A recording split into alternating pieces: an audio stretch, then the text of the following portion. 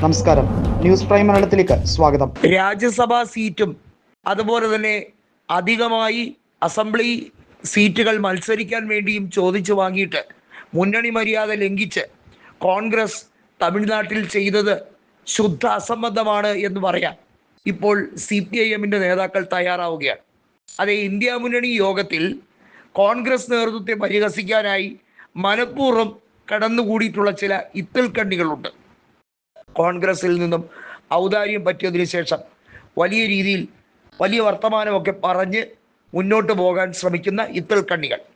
അവർ മനസ്സിലാക്കേണ്ടത് അവരും കൂടി എടുത്തു ചാടാൻ ശ്രമിച്ചു എന്നുള്ളത് നമുക്കെല്ലാവർക്കും അറിയാം. ഇടത് പാർട്ടികൾ തമിഴ്നാട്ടിൽ DMK സഖ്യം ഉപേക്ഷിച്ച് തമിഴക വെട്രിക്കഴകത്തിന് വേണ്ടി സഹായം ചെയ്തു കൊടുത്തതൊക്കെ നമുക്കറിയാം. ഇവിടെ പറഞ്ഞു വരുന്നത് ഇന്ത്യ മുന്നണി സംവിധാനത്തിൽ അഖിലേഷ് യാദവിൻ്റെ പാർട്ടിയും അതുപോലെ തന്നെ നിലവിൽ RJD-യുടെ നേതാവായിട്ടുള്ള തേജസ്വി യാദവും ഒക്കെ കൃത്യമായി DMK ഇന്ത്യ മുന്നണി വിട്ടുപോയത് ശരിയായില്ല എന്ന രീതിയിലൊക്കെ പറഞ്ഞു. അവിടെ കോൺഗ്രസ് വളരെ വ്യക്തമായി മറുപടി കൊടുത്തൊരു കാര്യമുണ്ട്. ഇന്ത്യ മുന്നണി എന്ന സംവിധാനം ഇനി അധിക നാൾ മുന്നോട്ട് പോയില്ലെങ്കിൽ പോലും ഈ രാജ്യത്ത് ബദൽ നടപടികൾ ആവിഷ്കരിക്കാൻ കോൺഗ്രസ്സിന് കഴിവുണ്ട്, പ്രാപ്തിയുണ്ട്. അതിൻ്റെ കൂടെ സാഹചര്യങ്ങൾ മനസ്സിലാക്കി നിൽക്കുക എന്നുള്ളതാണ്. ഈ രാജ്യത്ത് പ്രതിപക്ഷ പാർട്ടി എന്ന രീതിയിൽ മാത്രമല്ല കോൺഗ്രസിൻ്റെ ഉത്തരവാദിത്തം. ഈ രാജ്യം ഏറെ നാൾ ഭരിച്ച് ഈ രാജ്യത്തിൻ്റെ സുസ്ഥിരമായ ഒരു വികസനത്തിന് വേണ്ടി കൃത്യമായിട്ടുള്ള അടിത്തറവാകിയ പ്രധാനമന്ത്രിമാർ വിജയിച്ചു വന്ന നാട്ടിൽ അതിൻ്റെ എല്ലാ സാഹചര്യങ്ങളും ഒരുക്കിയ കോൺഗ്രസിനെ സംബന്ധിച്ചിടത്തോളം തെറ്റുകുറ്റങ്ങളും പോരായ്മകളും ഒക്കെ ഉണ്ടായിട്ടും ഇപ്പോഴത്തെ മുന്നണി സംവിധാനം എന്ന രീതിയിൽ മറ്റുള്ളവരുടെ കാര്യങ്ങൾ ഒരേ സമയം വീക്ഷിക്കുന്നുണ്ട്.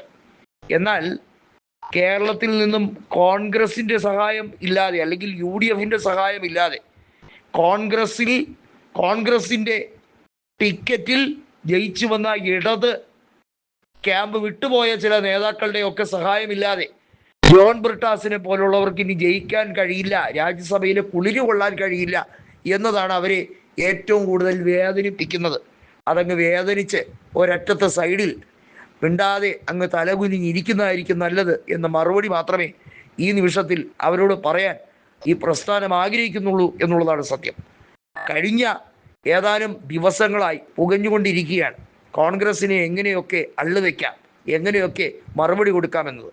ദക്ഷിണേന്ത്യയിൽ ഇന്ന് കോൺഗ്രസിന് കർണാടകയിലും കേരളത്തിലും തെലങ്കാനയിലും കേവല ഭൂരിപക്ഷത്തിനടുത്തേക്കുള്ള സീറ്റുകളുണ്ട്. അതിൽ കർണാടകയിലും തെലങ്കാനയിലും വ്യക്തമായ കേവല ഭൂരിപക്ഷം, കേരളത്തിൽ 63 MLA-മാരും ഉണ്ട്.